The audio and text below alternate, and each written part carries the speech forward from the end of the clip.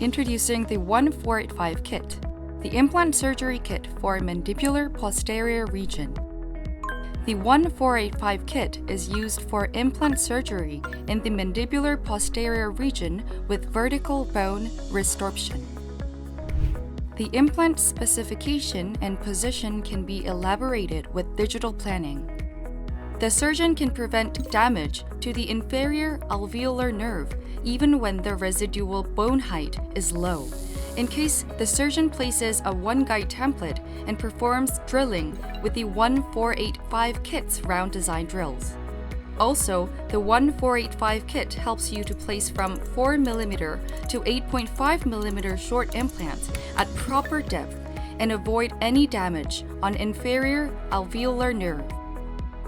Try the 1485 KIT when you need to perform a surgery in a mandibular posterior region.